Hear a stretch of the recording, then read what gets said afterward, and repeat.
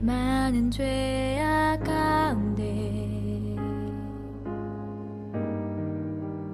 살아가는 나의 모습, 내 자랑과 내 욕심에 가려지는 주님의 얼굴, 한없는 그 사랑으로 우리 죄를 사하시고 고쳐낫게 하시는 주님이 내게 손 내미시며 말씀하시네. 오늘 말씀은 믿음입니다. 믿음. 믿음이 너무 중요하기 때문에 믿음을 또 보도록 하겠습니다. 믿음은 바라는 것들 실상입니다. 보이지 않는 것들의 증거라고 되어 있습니다. 믿음이란 무엇이냐?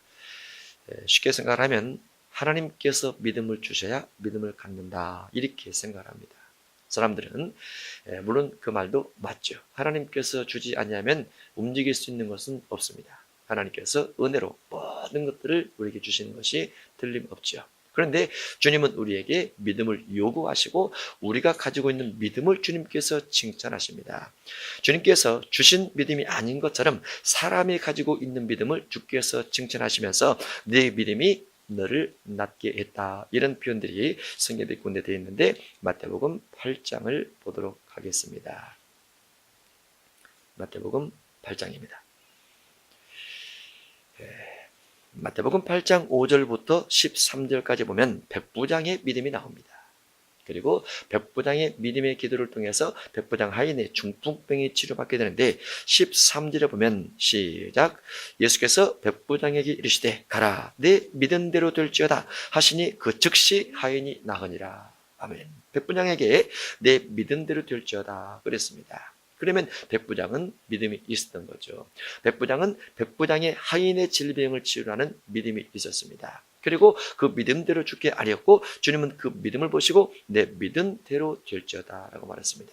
이 백부장의 믿음은 하나님께서 주신 은혜를 주신 믿음이기도 하지만 백부장이 가지고 있었던 믿음입니다. 백부장이 가지고 있었던 믿음은 하나님의 은혜로 주어진 것이기도 하지만 백부장의 생각이었습니다.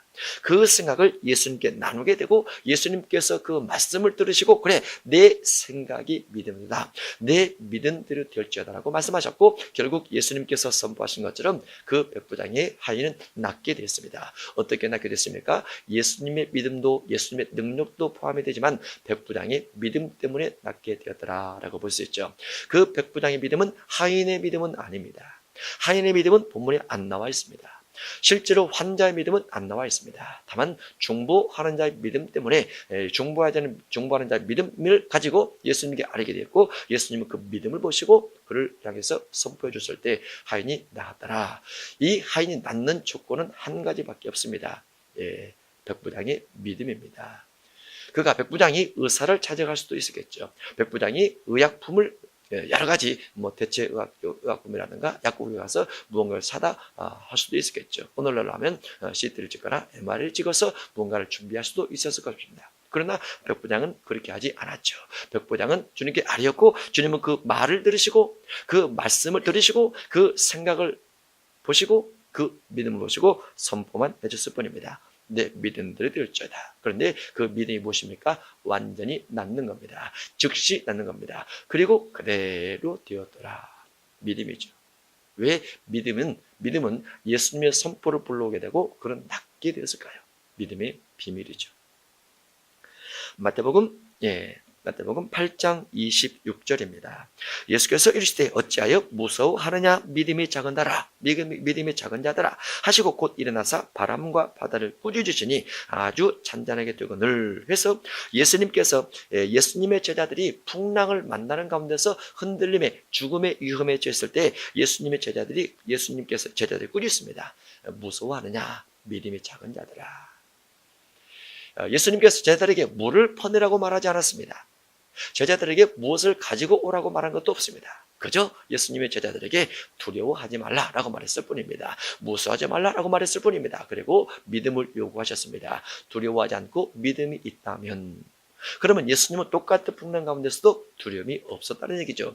예수님은 똑같은 환경 가운데서도 믿음이 있었다라는 거죠. 어떤 믿음이 있었습니까? 예수님이 선포하면 풍랑이 잠잠게 된다는 믿음이 있었습니다. 믿음이죠. 믿음을 통해서 이루게 되었습니다. 마태복음 9장 보겠습니다. 9장 29절입니다. 예수께서 그들의 눈을 만지시며 이르시되 너희 믿음대로 되라 하시니 그들의 그 눈들이 밝아진지라 해서 27절 이하에 맹인들이 예수님을 찾아봤을 때 예수님께서 그들에게 묻습니다. 28절에서 내가 능히 이 일을 할 줄을 믿느냐? 그 맹인들을 향해서 믿느냐라고 물었습니다. 대답하되 주여 그러하오이다 했습니다. 예수님께서 믿음대로 되라고 했습니다. 그리고 눈이 떠졌습니다. 그 맹인들은 어떤 믿음을 가지고 있었을까요? 예수님께 요청하면 예수님께서 눈을 뜨게 하신다는 분이라는 사실을 믿게 됐습니다. 그리고 그 믿음이 그들의 생각의 전체였습니다. 그들의 생각 속에는 본인들이 어떻게 맹인이 되었고 얼마나 맹인된 지가 오래되었고 의학적으로 어떻게 불가능한지는 일체 나와 있지 않습니다. 다만 그들은 예수님께 믿음을 표현했고 예수님은 그들의 믿음을 보시고 내 믿음대로 되라 라고 그랬습니다. 어떤 조건도 없습니다. 믿음입니다. 그들이 2박 3일 기도했는지 3박 5일 기도했는지 안 나와 있습니다. 그들이 작정 기도했는지 금식 기도했는지 역시 안 나와 있습니다. 그들의 교회 가서 어떻게 봉사하고 섬겼는지 안 나와 있고 하나님 앞에 어떻게 헌신했는가도 안 나와 있습니다. 다만 주께서 물어본 것은 믿느냐였고 예수님 앞에 표현을 했습니다. 예, 믿나이다. 그리고 주님은 믿음대로 되라 했습니다. 그리고 눈은 떠졌습니다. 믿음이죠. 믿음입니다. 마태복음 9장 22절 예수께서 돌이켜 그를 보시며 이르시되 따라 안심하라 내 믿음이 너를 구원하였다 하시니 여자가 그 즉시 구원을 받으니라. 그래서 혈루증 앓았던 여인도 예수님 몸에 손을 대고 낫게 되는데 예수님께서 그 여인을 향해서 내 믿음이 너를 구원했다라고 말을 했습니다. 그 여인은 12년 동안 의사를 통해서 치료받았지만 낫지 않았던 여인이었습니다. 마음속에 여러 가지 생각이 있었겠지만 어느 날 소문을 듣게 됩니다. 예수님에 대한 소문입니다. 예수님은 의사와 같지 않고 예수님은 돈을 요구하지 아니하시고 그저 예수님 몸에서 능력이 나오는데 손대면 낫는다라는 소문이 퍼졌습니다. 그리고 그 여인은 어느 날 마음속에 생각했습니다. 내가 예수님 몸에 손대면 나으리라. 그리고 실제로 그렇게 예수님께 다가갔고 예수님 주변에 예수님의 제자들과 많은 무리들이 있었지만 손을 뻗어서 예수님 몸에 손을 대었습니다. 그리고 예수님 몸으로부터 능력이 흘러들어와서 그 여인은 낫게 됐습니다. 예수님께서 말씀하셨습니다. 내 믿음이 너를 구원했다라고 했습니다. 믿음입니다. 예수님께서 그에게 여러 조건, 인격, 성품, 헌신, 봉사 아무것도 물어볼 것이 없습니다. 다만 한 가지만 물어봤습니다. 내 믿음 때문에 내가 구원받았다라는 거죠. 믿음 때문에 구원받았다. 우리가 어떤 질병이 생기면 그 질병에 따라서 질병에 대해서 하나님 앞에 믿음을 가지고 있느냐, 하나님 앞에 믿음을 가지고 있느냐, 죽기로부터 치료받을 믿음을 가지고 있느냐, 아니면 의사에게 찾아갈 믿음을 가지고 있느냐, 아니면 약을 먹어야 낫는다는 믿음을 가지고 있느냐, 어렸을 때부터 쭉 경험되어진 대로 약국에 가서 얼른 약을 사서 약을 먹어야 낫는다는 믿음을 가지고 있느냐, 다 있지만 그래도 어떠한 것보다도 예수님 앞에 기도하고 예수님께로부터 뭔가 선포 한마디 들으면 완벽하게 낫는다라는 믿음을 갖고 있느냐. 믿음이죠. 믿음입니다. 믿음은 곧 생각입니다. 어떠한 생각을 가지고 있느냐. 우리가 어떠한 상황을 만났을 때 그 상황에 따라서 하나님께서 임재해 주신다는 어떠한 생각을 가지고 있느냐, 아니면 내가 발버둥 치면서 스스로 벗어나서 하나님 앞에 기도하지 않고 노력만 하고 있느냐, 아니면 하나님의 때가 있으니 하나님의 섭리가 있으니 막연히 기다리는 믿음이 있느냐. 막연히 기다리는 믿음은 예정적 믿음으로서 하나님께서 막연히 기다릴 때 그 세월에 시한을 두지 않고 오랜 세월이 흘러갈 수 있습니다. 역시 그 믿음대로 되죠. 그 믿음대로. 그런데 성경의 많은 부분에서는 즉시라는 단어를 사용하면서 즉시 고침받은 사람이 많이 있습니다. 왜 그랬을까요? 그들의 믿음이 즉시 고침받는 믿음이었기 때문에 그랬습니다. 믿음은 바라는 것들의 실상입니다. 바라보는 겁니다. 믿음은 바라보는 것이다. 자꾸 바라봐야 됩니다. 하나님께서 아브라함에게 말씀하셨습니다. 아브라함아, 내 고향에 갈대아 우르지 내가 너로 큰 민족을 이루고 내 이름을 창대케 해서 복의 근원이 되게 할 텐데 너는 내 고향 친척 아버지 집을 따라 내가 내게 지시할 땅으로 가라 라고 말씀하셨습니다. 아브라함이 하나님의 말씀을 쫓아갔습니다. 아브라함의 마음속에는, 아브라함의 눈에는 하나님 말씀만 기억이 납니다. 하나님께서 나를 통해서, 내 몸에서 날짜를 통해서 큰 민족을 이루고 하늘의 별처럼 바닷가의 모래처럼 땅의 뒷것처럼 많게 하리라, 그 생각만 떠올랐습니다. 아브라함이 어느 날 길을 갑니다. 가는데 길이 어느 곳인지 향방을 알지도 못하고 그냥 갑니다. 이것이 하나님께 지시하신 땅인지 모릅니다. 그냥 갑니다. 아브라함의 머릿속에는 무슨 생각이 들었습니까? 이 민족 속에, 내가 가는 이 곳에 또 다른 민족이 살고 있어 나의 육신의 삶을 방해를 하거나 나를 해방하거나 나를 죽일 수도 있고, 가다가 강도의 입을 만날 수도 있겠지라고 생각이 들 수도 있겠지만은, 아브라함의 머릿속에는 하나님께서 말씀하신 말씀만 자꾸 생각이 납니다. 하나님께서 나를 통해서 큰 민족을 이루겠다는 그 생각만 떠오릅니다. 그래서 갈 바를 알지 못하고 갔지만, 동서남북 어디를 향해서 어떻게 갈 바를 알지 못하고 갔지만 하여간 갔습니다. 무조건 갔습니다. 갔는데 갔던 그 땅이 가나안 땅으로서 충년이 있었던 땅이었습니다. 그렇지만 무조건 갔던 아브라함의 그 마음속에는 여전히 하나님께서 나를 통해서 이루실 내 후손, 내 민족에 대한 꿈은 늘 머릿속에 가득 채워져 있었습니다. 언제나 아브라함의 마음속에 있는, 아브라함의 믿음 속에 있는, 아브라함의 생각 속에 들어있는 하나님께 주신 말씀은 절대로 아브라함 속에서 사라지지 않았어요. 흉년을 만났기에 어쩔 수 없이 애굽으로 내려갑니다. 애굽에 물자가 풍부했기 때문에 그렇죠. 그래서 내려가면서 사라를 가지고 누이라 말을 하고 약속을 합니다. 애굽의 왕이 빼앗아갑니다. 빼앗아감에도 불구하고 아브라함의 머릿속에 무엇이 있습니까? 사라를 통해서 반드시 우수를 주실 거다라는 생각은 아직도 남아 있습니다. 왜냐하면 아브라함의 믿음이기 때문에 그렇죠. 믿음. 사라를 누이라 하면서 빼앗겼음에도 불구하고 하나님께서 분명히 사라를 통해서, 내 몸을 통해서 날짜가 내 후손 가운데 주어지게 되고, 그를 통해서 하늘의 별처럼 바닷가의 모래처럼 많게 되리라 라고 말씀해 주셨으니까, 어떠한 상황에서라도, 어떠한 위험한 지경에서라도 하나님께서 반드시 사라를 통해서 살려낼 것이다 라는 믿음을 가지고 있습니다. 신기한 믿음이죠. 믿음입니다. 하나님께서 말씀하신 하나님을 향한 기대입니다. 하나님을 향한 기대입니다. 하나님에 대한 신뢰입니다. 하나님께서 한 번 말씀하신 것은 절대로 불변하시고, 하나님 스스로 절대로 약속을 어길 수 없는 하나님이시기 때문에 아브라함은 절대로 사라를 빼앗길지라도 회복할 것이다, 다시 찾아낼 것이다 라는 생각을 갖게 되죠. 그리고 나이 100세가 돼서 아들을 얻습니다. 그리고 아들이 너무 소중하고 예쁘죠. 아이가 성장을 합니다. 오늘 하나님께서 아브라함에게 내 아들, 내 사랑 독자 이삭을 내게 바치라 라고 말씀하셨습니다. 아브라함이 예 하고 이삭을 데리고 갑니다. 데리고 가면서 여러 생각이 들겠죠.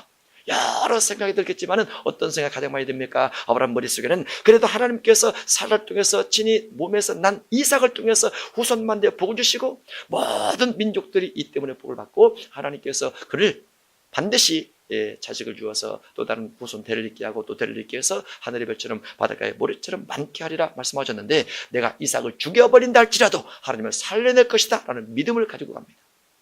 아브라함의 머릿속에는 믿음밖에 없어요. 하나님께서 그에게 준 믿음밖에 없습니다.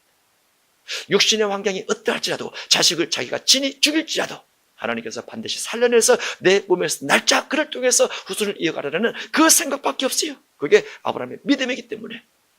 그것이 히브리서 11장 이하에 쭉 기록이 됐습니다. 그래서 뭐라고 되어 있습니까? 죽은 자 가운데서 도로 받은 것이니라 라고 되어 있어요. 죽은 자 가운데서 도로 받은 것이니라. 죽였을지라도 하나님께서 반드시 살리실 것이라 라는 가운데서 이삭을 데리고 갑니다. 그리고 하나님께서 말리시고 다시 이삭을 데리고 내려오게 됩니다. 예수님에 대한 죽음의 부분이 이렇게 기록되었습니다. 예수님께서 십자가에 달리사 그 앞에 있는 부활의 기쁨을 인해서 십자가를 조금도 개의치 아니하셨더라 라고 되어 있어요. 앞에 있는 부활을 바라봤다는 거죠. 예수님의 육신의 환경은 빌라도 법정에 채찍에 맞고 십자가를 메고 올라오면서 많은 피를 흘리고 못이 박히고 그러면서 물과 뼈가 다 쏟아져 내리는데, 예수님 육신 속에 있는 육신의 고통과 아픔이 그 앞에 있는 앞에 있는 부활의 기쁨을 더 많이 바라보면서 십자가 이후에서도 부활 때문에 너무 기뻐했다 라고 되는 부분이 히브리서 11장에 되어 있어요. 자신이 처한 육신의 처절한 환경 속에서도 미래에 주어질 믿음을 바라본 그것 때문에 역시 현재 십자가의 고통을 참을 수 있었고 기뻐할 수 있었다라고 되어 있는데, 예수님의 생각 속에는 부활, 십자가를 지고 있지만 부활, 고난을 당하고 있지만 부활, 아픔을 겪고 있지만 부활, 현재는 내가 죽을 수밖에 없지만, 그러나 머릿속에는 부활, 그것이 깃들어 있었습니다. 그리고 예수님의 믿음대로 예수님은 3일 만에 부활하십니다. 예수님 앞에 나왔던 환자들, 맹인들, 나병 환자들, 중풍 환자들, 심지어 죽은 자들까지 예수님께서 그들에게 다 요구했던 것은 믿음이십니다. 믿음이 있느냐? 믿느냐? 하나님께서 이 자식을 믿느냐? 네 자신의 육신적 환경으로는 절대로 안 될 것 같지만은 하나님께서 개입하시면 안 되는 것이 뭐가 있습니까? 하나님이 임재하시면 안 되는 것이 뭐가 있습니까? 하나님께서 역사하시면 안 되는 것이 뭐가 있습니까? 하나님은 하신다는 거죠. 의학적 징후로는 안 되는데, 세상적 법조로는 안 되는데 하나님께서 일하시면 된다는 거죠. 하나님 역사하시면 된다는 거죠. 그래서 믿음의 사람들은 육신에 처한 환경을 바라보는 것이 아니고 하나님께서 얼마큼 강력하게 임할 수 있느냐, 이것에 촛대를 맞추는 것이죠. 그것을 마음으로 바라보는 것이죠. 그것을 믿음으로 생각하는 겁니다. 하나님께서 내 생각 속에 주신 생각을 내 스스로 의심과 두려움 가운데 꺾지 말고 주께서 역사하신다는 그 믿음만 바라보면서 열심히 가다 보면 하나님께서 다 이루신 기적들만 내가 바라보면서 간증을 삼아서 주여 이와 같이 주께서 이루셨나이다. 에베네셀입니다. 할 수 있죠. 믿음이 있느냐라는 거죠. 믿음이 있느냐. 하나님께서 아브라함의 믿음을 자꾸 훈련시키십니다. 그 믿음을 훈련시키는데 시간이 오래 걸렸지만 우리는 이미 기록된 성경 안에서 훈련이 빨라질 수 있어요. 훈련이 짧을 수 있어요. 창세기 22장입니다. 창세기 22장 17절입니다. 믿음으로 바라보는 것, 믿음은 바라는 것들의 실상이요 보이지 않는 것들의 증거라. 선전들이 이로써 증거를 얻었는데 아벨부터 예수님 시대까지 수백 명, 수천 명, 수만 명의 사람들이 이 믿음을 따라 갔어요. 그리고 우리에게도 그것을 요구하십니다. 믿음 따라 살아라. 믿음이 없으면 하나님을 기쁘시게 하지 못하라니 믿음이 있을 때 주님을 기뻐하시는데 불가능을 가능케 하고 우리의 믿음을 자꾸 성장시켜야 될 줄 믿습니다. 창세기 22장 17절입니다. 시작. 내가 내게 큰 복을 주고 내 씨가 크게 번성하여 하늘의 별과 같고 바닷가의 모래와 같게 하리니 내 씨가 그 대적의 성문을 차지하리라. 또 내 씨로 말미암아 전하 만민이 복을 받으리니 이는 내가 나의 말을 준행하였음이니라 하셨다 하니라. 아멘. 하나님께서 아브라함에게 한 말입니다.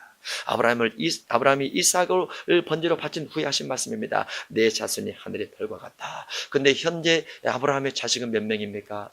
한 명입니다. 아브라함의 현재 자식은 한 명입니다. 근데 하나님께서 내 자식이 하늘의 별처럼 많아지리라고 말씀하셨어요. 그런데 아브라함이 이런 망고 하나님 앞에 한 명밖에 없는데요 말하지 않습니다. 왜 그렇습니까? 아브라함 마음속에 믿음이 생깁니다. 이삭 한 사람을 통해서 대가 흘러가면서 앞으로 하늘의 별처럼 많아질 것을 바라보기 때문에 한 명이지만 그 한 명 속에서 수십 명, 수백 명, 수천 명, 수만 명, 수십만 명, 수백만 명이 나온다는 것을 아브라함 믿음으로 다 바라봅니다. 그리고 출애굽한 후에 그와 같이 되었더라라고 모세가 간증을 하죠. 하나님께서 아브라함 한 사람을 통해서 이제 이삭을 주시고 그 후에 하늘의 별처럼 하다한 무리가 생겼느니라 고백하게 되죠. 믿음으로 바라봐야죠. 믿음은 하나님께서 아브라함에게 하늘의 별처럼 네 자식이 이와 같다 자꾸 훈련시킵니다. 왜 그렇게 훈련시킬까요? 보여주는 거죠. 확인시키는 거죠. 우리 마음속에 그림을 그리는 것이 있습니까? 믿음은 바라는 것들이 세상인데 바라보는 꿈이 있습니까? 목적이 있습니까? 뜻이 있습니까? 보이지 않지만 보는 것처럼 바라보는 증거 삼을 것들이 있습니까? 나타나지 않았지만 나타난 것처럼 삼는 것이 있습니까? 하나님께서 내 믿음으로 바라보는 그것에 임재하실 겁니다. 내가 의심하는 만큼 임재하지 못하시고 내가 믿음으로 바라보는 만큼 주께서 임재하실 것입니다. 하나님은 전능하십니다. 하나님이 일을 하지 못하는 것이 아니고 하나님의 전능성이 약화된 것이 아니고 하나님의 전능성이 시대마다 사람이 약하기 때문에 역사하지 못하는 것이 아니고 내 믿음이 약하니까 주님께서 나를 통한 통로, 나를 통한 줄기를 통해서 일하지 못할 뿐이라. 우리가 믿음을 주 앞에 온전히 나타내 보인다면 하나님은 무엇이든지 할 수 있습니다. 하나님 안에는 불가능이 없습니다. 아버지께는 모든 것이 가능하다라고 주께서 말씀하셨습니다. 창세기 13장 16절입니다. 창세기 13장 16절입니다. 함께 있습니다. 시작. 내가 내 자손이 땅에 티끌 같게 하리니 사람이 땅에 티끌을 등이 셀 수 있을진데 내 자손도 세리라. 아멘. 이때는 롯이 떠난 후입니다. 아브라함의 자식이 한 명도 없을 때입니다. 내 하나님께서 땅에 티끌을 가리키면서 네 자손의 숫자를 세워라 그랬어요. 아브라함 믿습니다. 그래서 창세기 15장에 그 믿음을 의로 여기셨다라고 되어 있어요. 전혀 없는데 하나님께서 그림을 그려줍니다.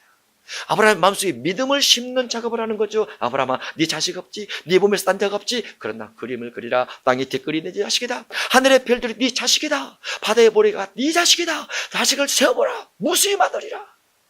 현재 한 푼 없습니다. 바라보라. 그러십니다. 현재 재능 없습니다. 바라보라. 그러십니다. 현재 환경이 죽을 만큼 힘듭니다. 그런데 주님은 소생된 걸 바라보고 회복될 걸 바라보고 잘 살아가는 걸 바라보고 선교하는 걸 바라보고 구제하는 걸 바라보고 건축하는 걸 바라보고 뭔가 사람들이 바글바글 모여드는 걸 바라보라고 그랬어요. 안 되지만 된 걸로 바라보라. 그런데 우리가 우리 자신의 처지와 형편만 생각하면 하나님께서 임하신 통로가 현저하게 적어집니다. 왜냐하면 우리는 아무것도 이룰 수 있는 능력이 없기 때문에 우리 힘으로는 아무것도 없어요. 그런데 주님께서 말씀하십니다. 내가 시행하리니. 너희가 믿음으로 구하면 내가 시행하리니. 너희가 믿음으로 구해서 너희가 직접 찾아가서 모든 걸 시행하는 것이 아니고 너희가 믿음으로 구한 것에 대해서 하나님이신 내가, 예수인 내가 직접 시행하겠다라고 말씀하고 있어요. 하나님이 역사하면 됩니다. 하나님이 역사하면. 우리의 생각과 우리의 마음이 어느 곳에 있습니까? 주님의 임재 안에 있습니까? 내 삶의 환경 속에 눈동자 굴러가고 있습니까? 내 삶의 환경 속에 있다면 주님은 절대 일하실 수 없습니다. 주님의 임재를 바라보세요. 주님의 역사하시는 바라봐야 돼요. 우리는 할 수 없어요. 주님이 하십니다. 그런데 그 믿음이 커지기 위해서 주님께서 아브라함을 그렇게 보이면서 훈련을 삼으셨다라고 볼 수 있습니다. 더 보도록 하겠습니다. 로마서 4장입니다.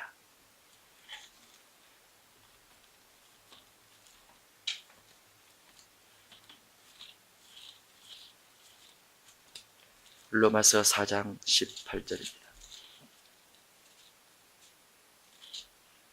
아브라함이 바랄 수 없는 중에 바라고 믿었으니, 아브라함이 바라볼 수 없는 중에 바라보고 믿었으니, 바라볼 수 없다. 이 말이 무슨 말입니까? 하나님께서 하늘의 별을 가리키고 땅의 티끌을 가리킴에도 불구하고 상상이 안 되더라고 말이죠.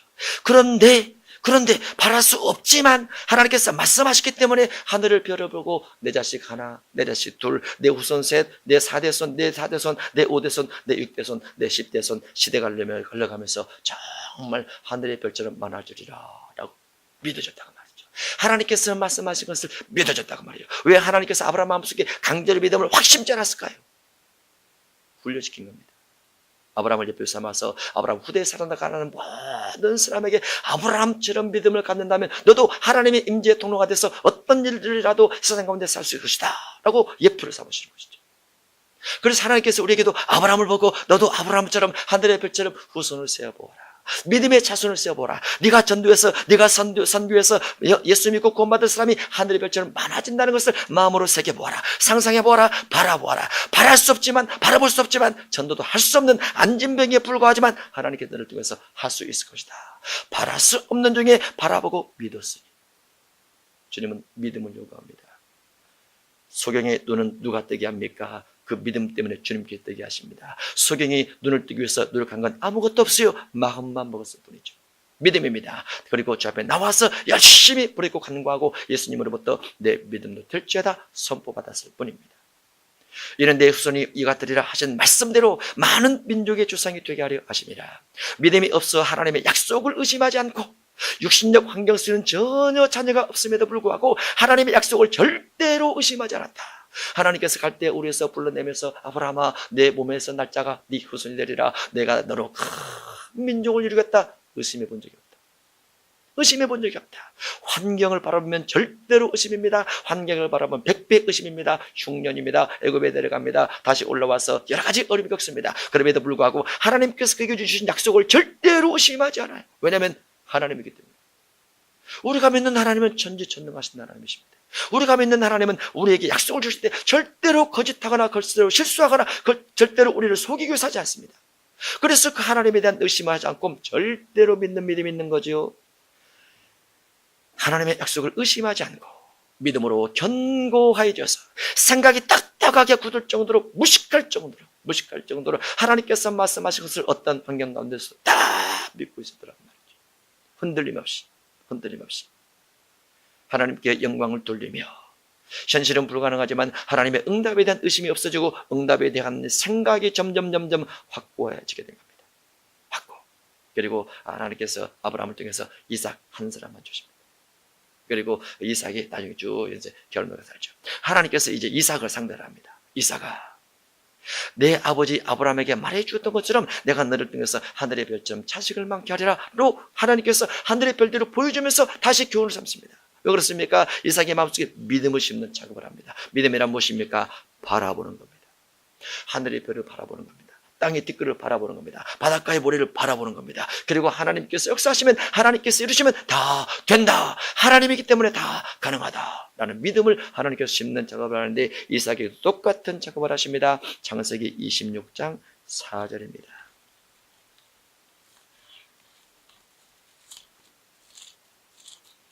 창세기 26장 4절입니다. 함께 있습니다. 시작. 내 자손을 하늘의 별과 같이 번성하게 하며 이 모든 땅을 내 자손에게 주리니 내 자손으로 말미암아 자란 만민이 복을 받으리라. 하늘의 별과 같이 번성케 하리라. 이삭의 아들은 몇 명입니까? 둘밖에 없습니다. 야곱과 에서입니다. 둘밖에 없어요. 근데 하나님께서 이삭을 향해서 말씀하시기를 하늘의 별을 가리키면서 네 자손이 하늘의 별과 같이 많아질 것이다. 이삭아, 내가 너에게 해준 말을 절대로 잊지 말라. 자식 2명만 절대로 바라보지 말고 하나님을 묵상하면서, 하나님을 생각하면서, 하나님의 전능하심을 생각하면서 그곳에 내 믿음, 내 표대, 내 목적을 딱 두고 하나님의 음성을 절대로 잃어보지 말라. 하나님은 내 자손을 하늘의 별처럼 많게 할 수 있는 전능한 하나님이라 음성을 주십니다. 이삭의 마음속에 이 믿음을 심어주죠. 보이면서 심어줍니다.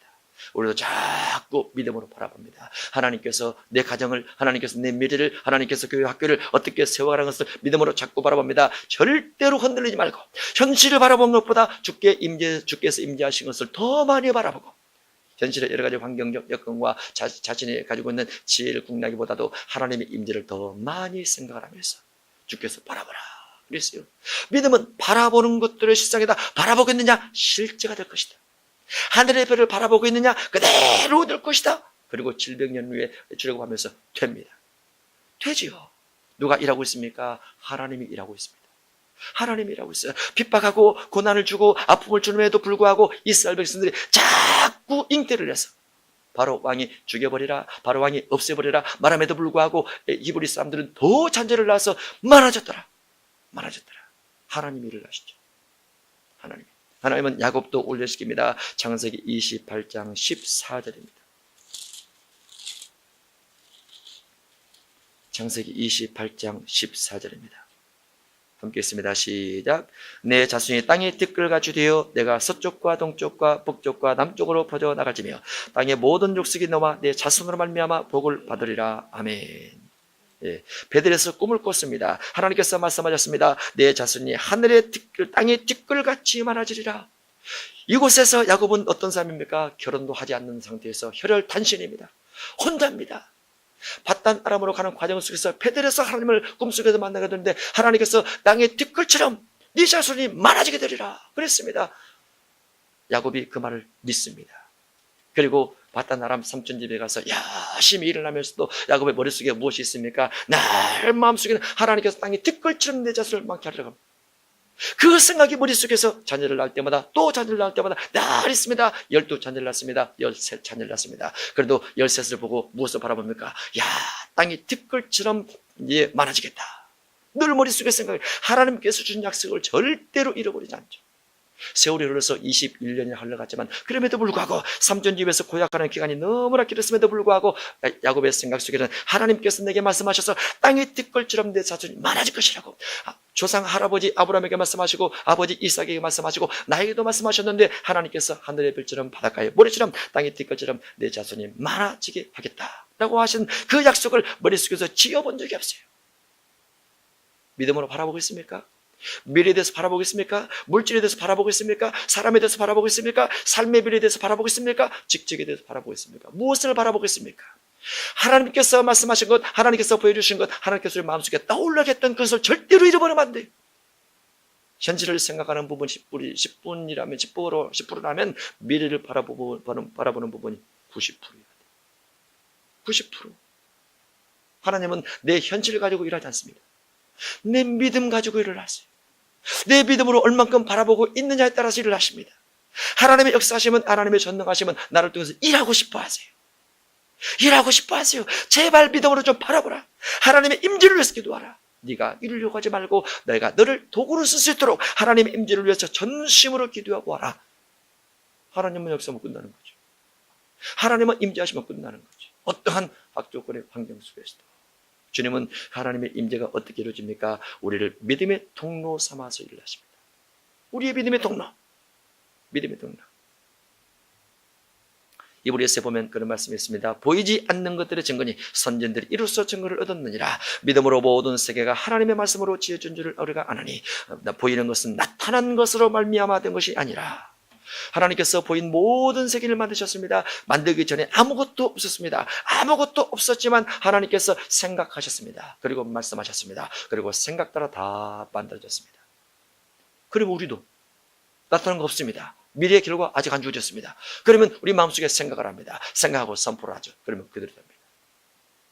우리 안에 계신 성령께서, 우리 앞서가서 일하시는 하나님께서 내가 생각하고 선포한 것에 대해서 응답 줄 준비가 되어 있기 때문에 그 부분을 가지고 누가복음 17장 5절 이하에 뭐라고 되어 있습니까? 믿음으로 선포하게 되면 선포받은 대상이 철저한 종이 돼서 쉬지 않고 그것을 이루어 갈 것이다 라고 되어 있어요. 이게 종에 대한 비유입니다. 선포한 것에서 종이 쉬지 않고 일을 내서 본인이 다 성취할 때까지는 먹지도 주무시지도 자지도 않고 우리가 선포한 것을 반드시 이루어 갈 것이다. 믿음입니다. 어떻게 맹인이 눈을 떠집니까? 자기의 처한 환경 속에서 도저히 눈을 뜰 수 있는 환경은 없죠. 다만 주만 바라본 겁니다. 주께 부르짖으면 주께서 말씀 한마디 해주시면 된다는 거죠. 주께서 응답 한마디 해주시면 된다는 거죠. 그분은 전능하기 때문에. 믿음으로 바라보겠습니까? 바라보고 꿈꾸시기 바랍니다. 우리 마음속에 의심을 제거를 하고 주님을 전심으로 바라보면 주님이 일을 하십니다. 히브리서 11장 6절입니다. 믿음이 없이는 하나님을 기쁘시게 하지 못하나니.